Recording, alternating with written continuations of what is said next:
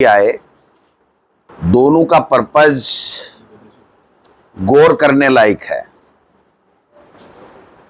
अलबत्ता 1.5 साल में ये सरकार कुछ कर नहीं पाई, लेकिन आज अब 1.5 साल बाद में हमारे यूडीएच मंत्री जाबर खर्रा जी, जो हमारे ही जिले से हैं, वो आए। उन्होंने अक्टूबर 2023 में जो कांग्रेस की सरकार ने मास्टर प्लान का ड्राफ्ट तैयार किया था एमएनआईटी के सहयोग से, उनकी टीम के द्वारा, उसको 1.5 साल बाद में, करीब 19 महीने बाद में उन्होंने यहाँ प्रकाशन करने के लिए फॉर्मेलिटीज पूरी की।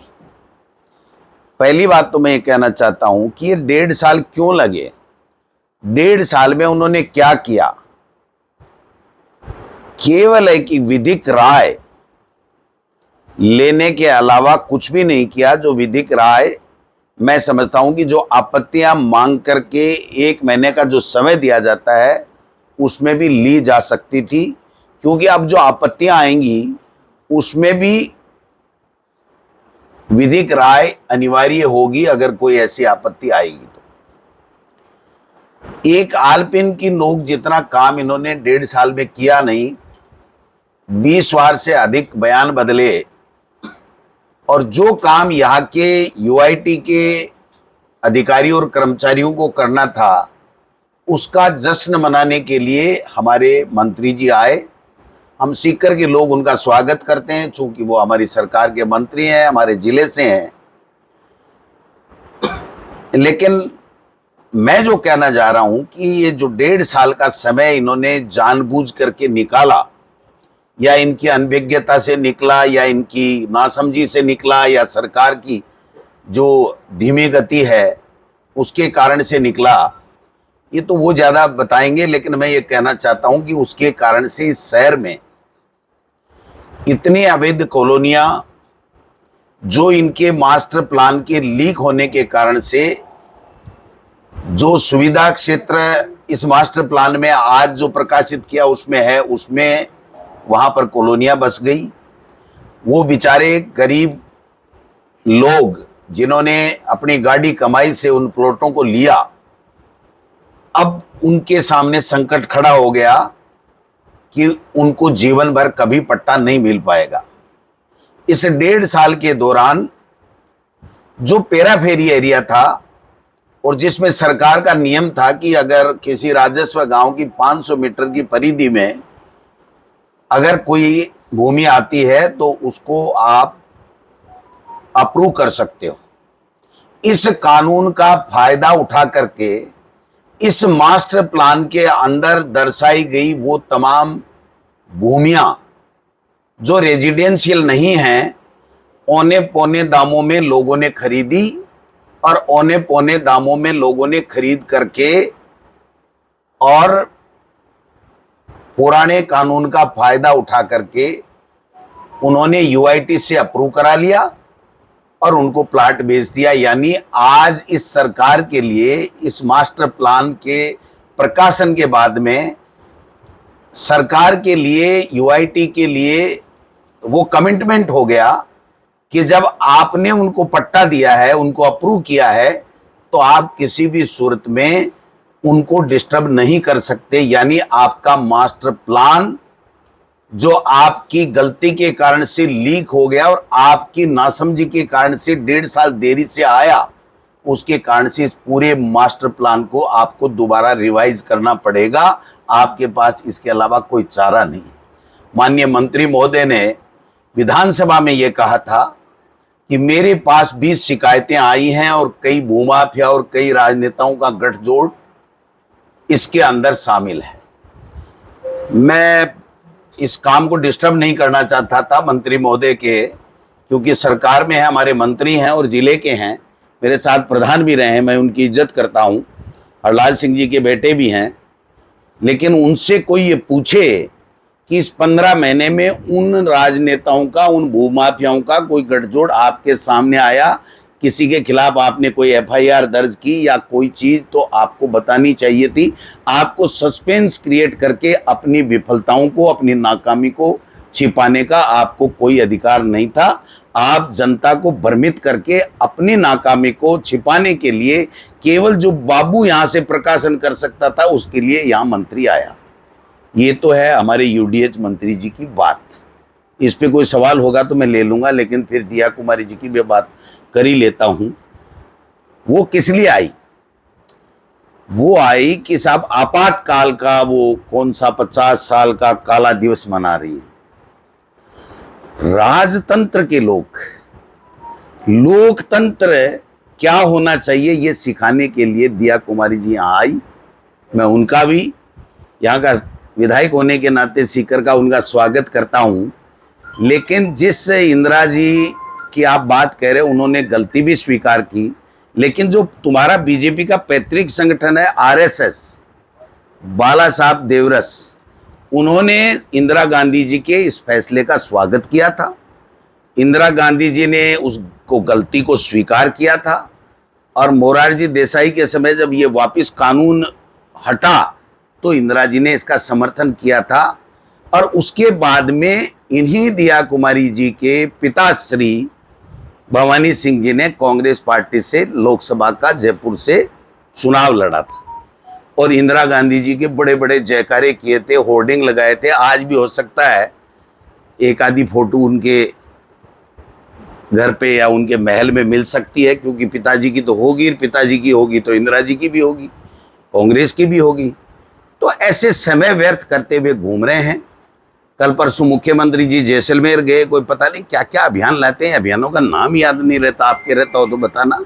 गंगेर, मातेर, पता नहीं क्या क्या, भगवान जाने। ये कभी गोलवलकर के नाम से लाते हैं, कभी दीनदयाल जी के नाम से लाते हैं, कभी श्यामा प्रसाद मुखर्जी के नाम। इनके अलावा उनके पास में कोई नाम नहीं है। इन लोगों की कोई अंगुली भी कटाई भी नहीं है इस देश की आज़ादी में। लेकिन चलो कोई बात नहीं, इनके पास में यही काम है, दूसरा इनके पास में काम नहीं है तो ये कुछ भी लाएं। 150 आदमी थे जैसलमेर में मुख्यमंत्री जी की सभा में, और दूदू के अंदर मुख्यमंत्री जी की सभा में 432 आदमी थे, मैंने गिनवाए थे। अब 432 और 150 की संख्या में मुख्यमंत्री जी वहां लंबे चौड़े भाषण दे। मैं कहना चाहता हूं मुख्यमंत्री जी, आप तो आज सीकर की बात करें, सीकर में बता दीजिए कि आपने क्या किया। हमारी सरकार के समय संभाग आया, आपने खत्म कर दिया। नीम का थाना जिला मिला, आपने खत्म कर दिया। हमने झुंझुनू रोड से लेकर के और फतेहपुर रोड तक बाईपास के लिए जमीन एक्वायर की। थोड़ी सी 30% जमीन बची हुई थी 1.5 साल में, वो भी आप नहीं कर पाए। हमने नवलगढ़ रोड का पुलिया का पैसा दिलाया, पूरा का पूरा पैसा राज्य सरकार ने हमारे समय में दिया था। आप इसको 1.5 साल लगा दिया काम करते करते। हमने दासा की ढाणी के अंदर 80 करोड़ रुपए लग रहे हैं, उसमें से 20-22 करोड़ रुपए तो हैं केंद्र के, बाकी दिए थे स्टेट गवर्नमेंट ने। और मोदी जी ने उसका फित्ता काट दिया, शिलान्यास कर दिया आचार संहिता के आसे पासे। ये सारा का सारा हमारा किया हुआ। मिनी सेक्रेटेरिएट बन रहा है, ये कांग्रेस के समय में मिनी सेक्रेटेरिएट कोर्ट बनकर के तैयार हो गया। और आप वकीलों का 50 करोड़ रुपए, उनके अभिभाषक संघ के जो चैम्बर्स हैं लॉयर्स के, उनके लिए 1 रुपया 1.5 साल में 150 बार तो मैंने कह दिया, वकीलों ने कह दिया, वो पैसा आप दे नहीं पा रहे हो। यही यूडीएच मंत्री जी थे जो बार बार ये कह के जाते थे कि मैं पहले अर्बनाइज लिमिट बढ़ाऊंगा और उसके बाद के अंदर जो है वो इसको नगर निगम बनाऊंगा। ये नगर पालिका नहीं बना दे सीकर को, ये ध्यान रखने वाली बात है, क्योंकि इनकी गति बहुत तेज है। क्योंकि खर्रा साहब की एक खासियत है कि 2025 में जीते हैं तो 1947 से स्टार्ट होते हैं और 1967 आते आते उनका भाषण समाप्त हो जाता है, क्योंकि समय भी हर चीज़ का होता है। तो मैं मंत्री जी आप लोगों से आग्रह करना चाहता हूं, दिया कुमारी जी, आपके पास पीडब्ल्यूडी है, उप मुख्यमंत्री हो, ये जो रामूकाबाद से लेकर के और फतेहपुर तक जो रोड का पैसा सैंक्शन है, आज की तारीख तक उसकी प्रशासनिक स्वीकृति जारी नहीं हुई। आज तक उसका जमीनों का अधिग्रहण का कार्य पूरा नहीं हुआ। आप किस मुंह से सीकर में आके रोजाना बिस्किट चाय पी के जाते हो, बिस्किट खा के जाते हो। आप एक काम तो बताओ, एक यहाँ प्रभारी मंत्री हैं, आपने देखा कभी 104-5 किलो का मैं हूं, हो सकता है 10-5 ज्यादा हूं, कभी कोई कलेक्ट्रेट में मीटिंग लेते देखा, कोई बात करते देखा, कोई चर्चा करते देखा? ये 350 करोड़ का प्रोजेक्ट हम नानी का पानी का ये कर देंगे वो कर देंगे, कर दिया। आज मंत्री जी आए, उनको ये कहना चाहिए था कि कांग्रेस ने जो किया उससे बढ़ करके मैं 350 करोड़ रुपए इस सीकर शहर को देके जा रहा हूं, और दोबारा जब मैं आऊंगा 12 महीने 2 साल बाद में, तो हमारी सरकार के समय ये नानी के जो पानी का भीड़ में पानी है नेशनल हाईवे पे फैलता है, इसकी समस्या नहीं रहेगी। हमने प्रयास किया नवलगढ़ रोड में, आपने देखा होगा। एक अंतिम सवाल, आपने बताया दिया कुमारी और किरोड़ी लाल लगे हुए हैं, पर्ची बदल रहे हैं, तो और कौन है, किस तरीके से, क्या किसी कौन सी लोकासरा और क्या अंदरूनी राजनीति है, क्या करना चाहिए? भाई साहब, ये तो सारे ही मुख्यमंत्री बने बैठे हैं। हर आदमी कह रहा है जब भजनलाल जी बन सकता है तो मैं क्यों नहीं बन सकता। तो सारे ही मतलब जो है वो नए वाले पुराने वाले कह रहे हैं नए की लीडरशिप नहीं मानेंगे, पुराने नए वाले कह रहे हैं हम भी बन सकते हैं।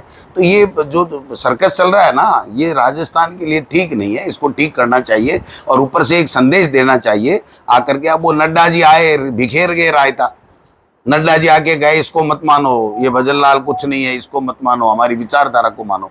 अब विचारधारा कहीं दिखती नहीं है, वो आरएसएस की विचारधारा होती है, वो आरएसएस वाले दिखते नहीं है, कहीं भी पीछे से पर्चियां भेजते रहते हैं, काम कराते रहते हैं। जैसे कि उसके मन में तो कुछ चल तो रहा है। अब वो बड़ी पर्ची भी बदलाना चाहता है, अपनी पर्ची भी बदलाना चाहता है। अब कौन सी पर्ची पहले बदले नहीं बदले, लेकिन मेरा ऐसा कहना है कि इस समय बरसात के समय में किसानों को खाद बीज की अति आवश्यकता है, और उसको खाद बीज नहीं मिले और उसके बावजूद जा करके सारी की सारी कंपनियों को ही अगर आप कह रहे हो जैसे कि फर्जी हैं, तो फिर इस देश में गुजरात मॉडल यही है क्या कि गुजरात से सारी खाद नकली आ रही है, बीज नकली आ रही है। ये जो डीजल है, अभी पल्लू के अंदर एक बीजेपी के पदाधिकारी को पकड़ा है, वो कह रहा है 3-4 जिलों के अंदर वो अवैध जो है वो डीजल बना करके बेच रहा था, केमिकल ला केर। उसको आईजी बीकानेर ने कहा है कि इस प्रकार से ये 3-4 जिलों के अंदर गिरोह काम करता है जो अवैध डीजल बना करके बेच रहा है। ये बीजेपी का पदाधिकारी है, वो जेल के अंदर है, अभी 6-7 दिन पहले, 5-6 दिन पहले की बात है। तो ये सारा का सारा वो गुजरात से ही लाता बताते हैं। तो सब कुछ गुजरात से आ रहा है, और यहाँ जो काम धंधे हैं वो भी गुजरात के लोग ले जा रहे हैं। तो हमारे पास में क्या बचा है? थोते भाषण बचे हैं जो बीजेपी वाले दे देते हैं, और तो क्या बचा। तो गुजरात में सारे फ्रॉडी हैं भाई, मैं तो सारे तो नहीं कहता, लेकिन जो आज तक पकड़े गए ना, और किरोड़ी जी का चिट्ठी मैंने पढ़ी है, उसमें इन्होंने कहा कि गुजरात से ये जो खाद और बीज जो नकली आ रही है वो गुजरात से आ रही है और पूरे देश में बिक रही है। तो अब किरोड़ी जी को तो सही मानना पड़ेगा। वैसा बात कहते हैं कि पर्ची सरकार है। यूडीएच मंत्री ये भी कह के गए हैं कि 1998 में चेहरा कोई और था, मुख्यमंत्री कोई और था, दिल्ली से सारे क्या परिपाटी रही है पॉलिसी पर्ची। देखिए, पर्ची इसलिए है कि एक हमारे संविधान में व्यवस्था है कि कोई भी सरकार जब बहुमत आता है तो वो विधायक दल की बैठक आयोजित करते हैं, और उस विधायक दल के अंदर प्रस्ताव और अनुमोदन होता है, और उसके बाद में जो है वो मुख्यमंत्री का चयन होता है, फिर तालियां भी बजती है। इसमें न तो विधायक दल की बैठक में कोई प्रस्ताव हुआ, न कोई अनुमोदन हुआ।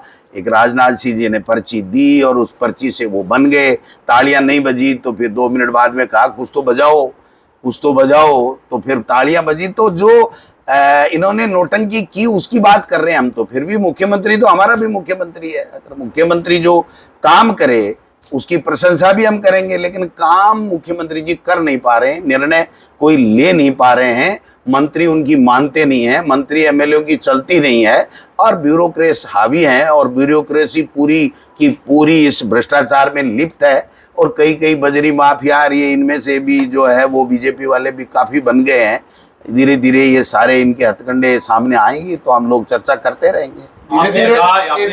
धीरे धीरे नेता आजकल भविष्य वक्ता भी होने लगे हैं। आज आपके नेता अशोक गहलोत ने जोधपुर में कहा है कि मुख्यमंत्री जी समझ जाए, नहीं उनके लिए उनकी पार्टी में जयपुर और दिल्ली में दोनों जगह षड्यंत्र रचे जा रहे हैं। समय रहते समझ जाए क्योंकि वो जवान है, पहली बार विधायक बने और पहली बार विधायक बनकर मुख्यमंत्री बनना एक गौरव की बात होती है।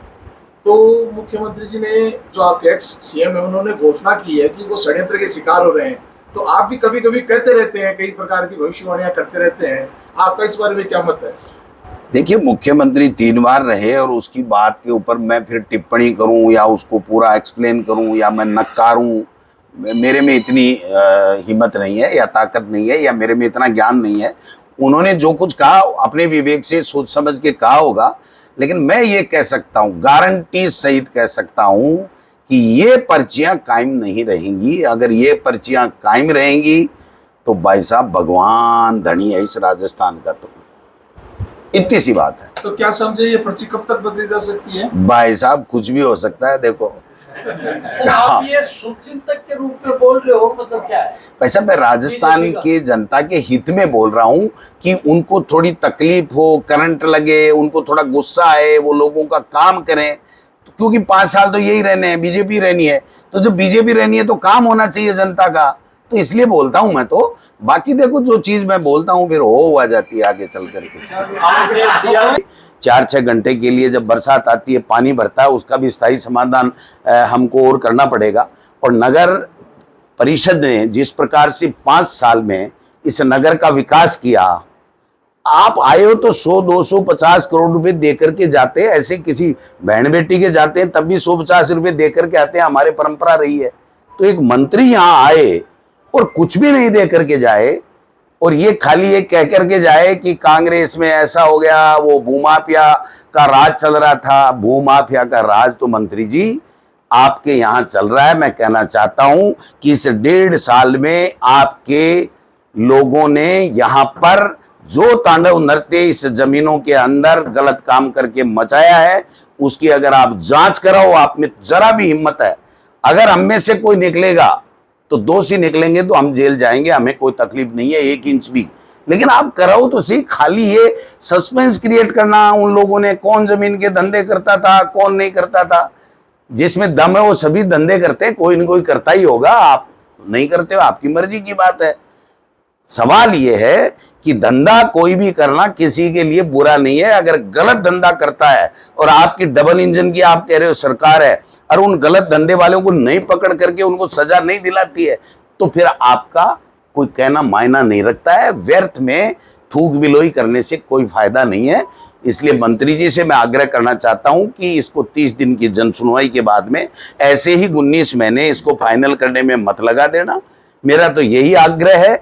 और कोई गरीब इस 1.5 साल के देरी के कारण से कोई गरीब लूटना नहीं चाहिए, बर्बाद नहीं होना चाहिए, उसके साथ में अन्याय नहीं होना चाहिए। ये सुनिश्चित हमारी सरकार को और हमारे मंत्री जी को करना चाहिए। और दिया जी को मैं इतना ही आग्रह करूंगा कि आप उप मुख्यमंत्री हैं, आपका बड़ा नाम है, बड़ा कद है। इस दिल्ली वाले चक्कर में, पर्ची चेंज के चक्कर में तो आप घूमो मत और सीकर में आओ बार बार। यहाँ कोई सड़कों का पैसा दो, कोई पुल का पैसा दो, कोई और कोई करो, ये काम करो तब तो समझ में आता है। आपातकाल की बातें करते हो और आपातकाल का कानून हटने के बाद में आपके पिताश्री ने यहाँ से चुनाव लड़ लिया और कांग्रेस से चुनाव लड़ लिया जयपुर से, और उसके बाद में आपको पर्ची पकड़ा दी कि आपको सीकर जाना है और आपातकाल के ऊपर बोलना है। मैं समझता हूँ कि ये परंपराएं ठीक नहीं है।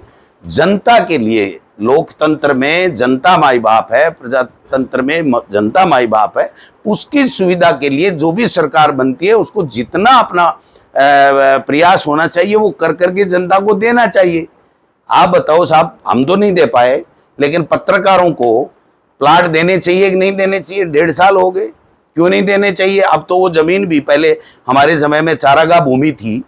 मैं सरकार से आग्रह करना चाहूंगा कि ये चौथा स्तंभ है, तो मैं समझता हूं कि लोकतंत्र के लिए हम सबको जगाते रहता है, रात को 12-12, 1-1 बजे तक घूमते रहते हैं और पूरी जनता के सामने सच्चाई रखते रहते हैं। तो इनको यहाँ चंदपरा में जो आपकी जमीन कन्वर्ट होगी, उसमें एक पत्रकार कॉलोनी अलग से आप बसा करके सारे पत्रकारों को दीजिए। अगर कोई नई चीज आप कुछ करेंगे तो उसका हम स्वागत करेंगे, लेकिन अगर आप कुछ भी नहीं करेंगे, केवल कांग्रेस को गाली दे करके कांग्रेस के नेताओं के बारे में अनर्गल टिप्पणियां, अवांछित टिप्पणियां अगर करके जाएंगे, तो मैं समझता हूं कि आने वाला समय एक सा नहीं है। 1.5-2 साल तो गए, 12 महीने पहले मजीरे फूट जाएंगे। ये 1.5-2 साल है, जो करना है आपको करके दिखा दो, नहीं तो ये इतिहास माफ नहीं करेगा। और सीकर के लोग बहुत होशियार, समझदार और बहुत शिक्षित हैं। ये समझते हैं आज इतना मंदी का दौर चल रहा है सीकर में, इतना मंदी का दौर चल रहा है। ओम बिरला लोकसभा का अध्यक्ष है, वहां के कोटा के सारे लोग शिक्षा नगरी के रूप में पूजाने के लिए एक साथ एक मंच पे खड़े रहते हैं। और हमारे लोग इस तरीके की बातें करके संभाग चला गया और यहाँ ताड़ी बजा करके, बड़े बड़े फीटे लगा करके, बड़े बड़े होर्डिंग लगा करके, आदि मुस्कान बखेर करके चले जाते हैं, तो ये कोई फायदा नहीं है। आप तो मैंने सुना है कि 100 उपखंड भी खत्म कर रहे हैं, तहसीलें भी खत्म कर रहे हैं। भाई साहब, हम सबको मत खत्म कर देना, है ना। जीने दो, जीने का अधिकार है। आप इस तरीके की बातें करके ये जो जन सुविधा के लिए जो संस्थान हमारी कांग्रेस की सरकार ने बनाए थे, उनको खत्म करने के बजाय आप लोग और ज्यादा जनता को कैसे उनमें सुविधाएं मिले, इस दिशा में आपको काम करना चाहिए। अगर वो नहीं करोगे तो ये जनता है, ये पब्लिक है, ये सब जानती है, हिसाब बराबर कर देगी और शेखावाटी में शायद 0 का आंकड़ा नहीं रह जावे।